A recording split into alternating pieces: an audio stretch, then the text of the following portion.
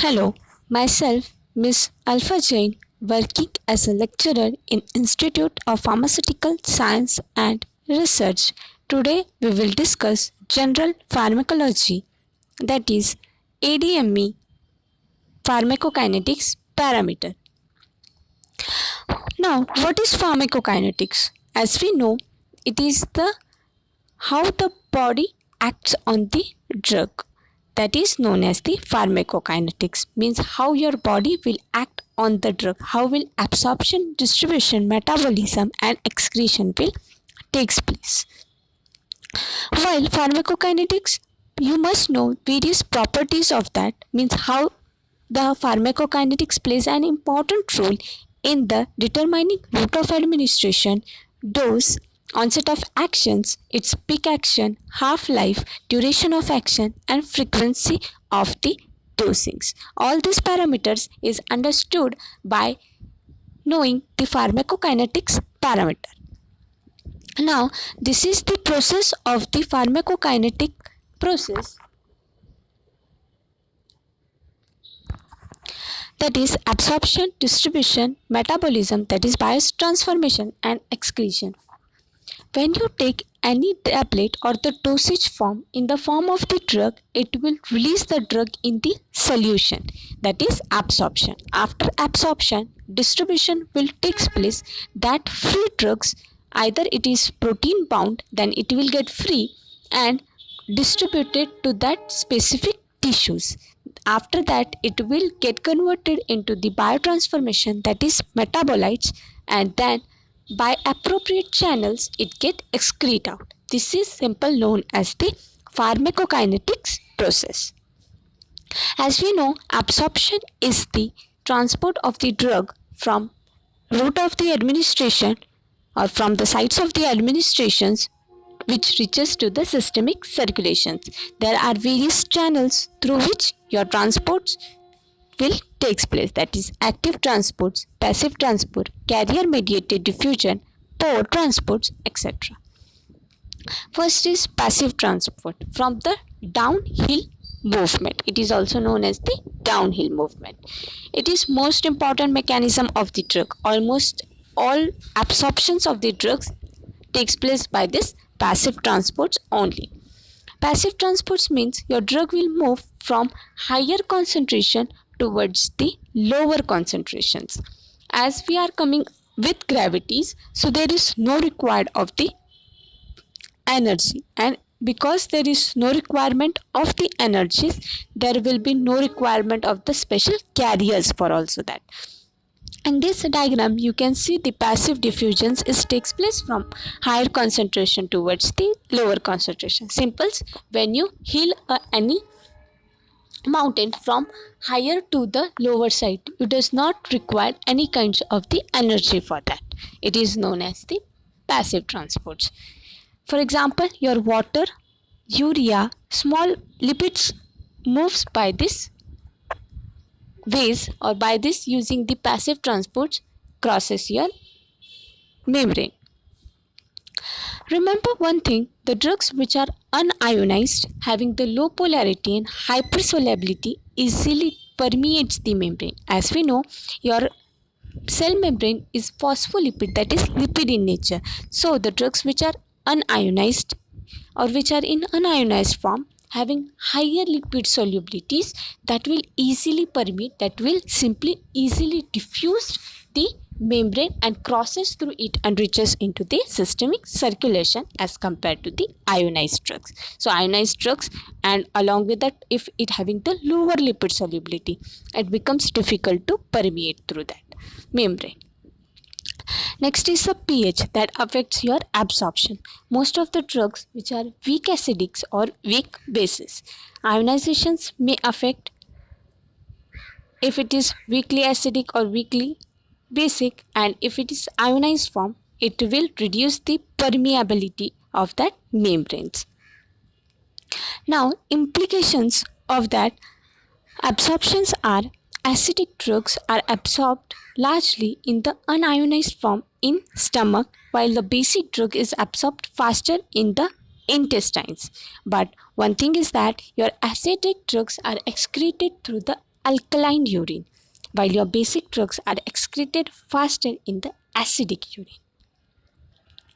Next is the filtrations, that is pore transport. So, pore transport or the filtrations, the cell membrane crosses the drugs by having a small pores and it crosses the membrane. But the fact is that only the drugs which having the smaller size, that is less than 100 Dalton, that can only passes through it. If the drug is having the larger size or more than 100 Dalton, then it can diffuses through it. It does not crosses the membrane. So in this diagram you can easily see that. Next is carrier mediated transports. For carrier mediated transports, we know that it required if that is active transport. It is similar to the facilitated transports or the active transport. In that, what happens, we are going from down to the up, so required from lower concentration to the higher concentration, we require a special type of the carrier. What that carrier does, it helps to cross that membrane and enters into the systemic circulation. So the role of that carrier is to transport the or to cross that membrane. Facilitated transport, it is also known as uniportars, means it does not require any kinds of the energy, so it is from higher concentration to the lower concentration, but in the single class, in the single phase, so it is known as the uniportars. Next is the active transport. It is also known as the energy dependent transport, because for this transport we require the energy, because we are going against the gravity. We are from, your drug is moving from lower concentration to the higher concentrations. If you are climbing the hills from lower to higher side, you require more energy to climb the mountain. Same way, your drug requires more energy to move from lower to the higher concentration, and it takes the in the form of the ATPs, that is known as the energy dependent transports. Pinocytosis means it will engulf your cell membranes, that is small vesicles, and it will passes or crosses from extracellular fluid to the intracellular fluids. Absorptions of the drugs will take place from always mostly by the passive diffusions, but we know for the intravenous there is no absorptions. Why? Because it directly reaches into your systemic circulations. Next is, we know various factors which affect the absorption. We have studied about it, that is your lipid solubility, molecular weight, polarity, total surface area, contact time, affinity with tissues, blood flow to the absorption sites, etc. Now, your oral route administration does not show 100% absorption. Why? Because your oral route pass through first pass metabolisms. Now, what is meant by your first pass metabolism? First pass metabolism means before the drug reaches into the systemic circulation, the drug gets metabolized, converted into its inactive or active form into the liver or intestine, and because of this, in results, the concentration of drug is get less, that is degrade out, and because of this reason, the 100% bioavailability of oral administration is not possible. Next is distributions of the drug after absorption. Now, when your drug enters into the systemic circulation in your blood, it will get distributed towards the tissues, and that is known as the distribution. The distributions, it depends upon lipid solubility, pH, ionization constant, binding, capillary permeability, all these parameters. Factors which influence the distributions are lipid solubility, that is lipophilicity, blood flow, T-cell states, plasma protein bindings, affinities towards different tissues. Now, lipid solubility, the drugs which having the highly lipids in the nature, that will easily crosses your membrane as compared to the water soluble drugs. Next is capillary permeability. So in this diagram you can see a usual capillary is there, that is endothelial cells. Another side a brain capillary is there, BBB, that is blood brain barrier. Your blood brain barrier is highly tight or having very tight junctions. So there is no gap to drug to diffuse there, but on other hand sides you will see a usual capillary is there and it having a slightly gaps between every cells or every basement, so drug can easily diffused there. So capillaries plays an important role for the diffusion of the drugs. Next is plasma protein binding. As we know, your acidic drugs will bind to your albumin, and basic drugs will bind to the alpha globulins. If your drug is binded, then its concentration will get decreases. Next is biotransformation. So biotransformation means metabolism of your drug. Now what is meant by biotransformation? Means chemical alteration or chemical changes of the drug in the body. Now it will convert to non-polar lipid into the polar lipid, or either from the inactive form to the active form or active form to the inactive form. It is known as the biotransformations. Your most hydrophilic drugs means water loving drugs are less biotransformed and they are excreted through your body in unchanged form, that is your streptomycin, neomycin, gentamicins, etc. But biotransformation is required for protection of your body for the toxic metabolites. If your drug is excreted in the unchanged or in its original parent form, then it causes the toxic metabolites. It forms the toxic metabolites in your body. Now, results of biotransformation. It will forms active drugs, inactive to the active drugs or non-toxic drugs. Active drugs with its metabolites to the inactive metabolites, like your ibuprofen, paracetamols, chloramphenicol. When you take these kinds of the drugs, it will forms into the inactive metabolites. Next is your active drugs to the active products, means it will get excreted in the active form only. For your phenacetin, it will get excreted out in the acetone or the paracetamols. Next is inactive drugs which get to the active or increases the activity of the prodrugs, that is your levodopa, carbidopa, this kinds of thing. And some will shows no toxic or the less toxic drugs, your like isoniazides. Okay, so these are the various results of the biotransformations.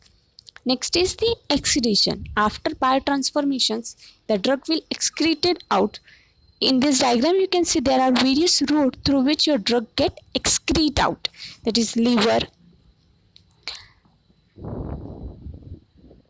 kidneys. There are actually various routes from your milk also, from your saliva also.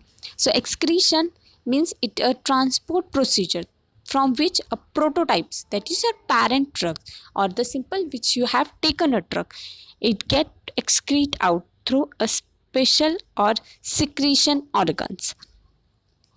Hydrophilic drugs can be easily excrete out, means your water-philic drugs, water-loving drugs will excrete easily out. There are actually various routes, or means your kidney, biliary secretions, sweat, saliva, milk, pulmonary, means in the form of the gases also the drugs are get excrete out from your body. So renal excretion, we know that the acidic drugs, your acidic drugs will excrete out through the alkaline mediums. Your alkaline drugs will excrete out faster from your acidic medium. So these are the alter about the renal excretions. So this is a general overview of the ADME, that is absorption, distribution, metabolism and excretion. By this you can understand how the pharmacokinetics parameter takes place.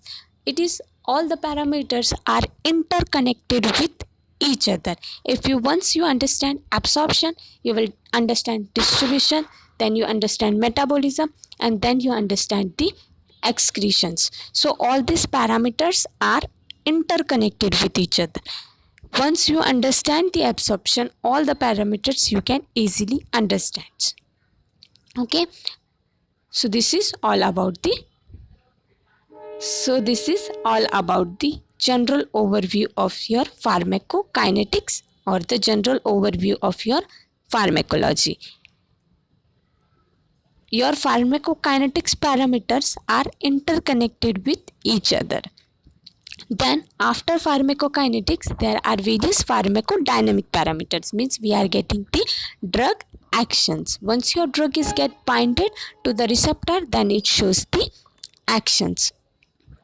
Okay, but one more thing you should remember while studying the pharmacokinetics parameter, that factors affecting the various absorption, distribution, metabolism and excretion. If you are changing the absorption factors, distribution factors, metabolism, then its affinity or its absorption rate, either its distribution rate, always gets changes. So while studying, you should know the various factors also which affects the absorption, distribution, metabolism and excretions.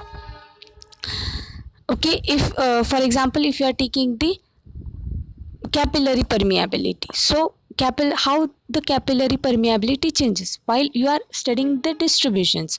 If you are taking the capillaries, you are taking two types of the capillary. One is your simple brain, that is blood brain barrier capillaries. Another is simple endothelial membranes. So in which capillaries your drug will get easily diffuses. So at that time of the distribution, what is your role in that? How will you increase the rate of the distribution? That is volume of the distribution, volume of apparent distribution, we said that.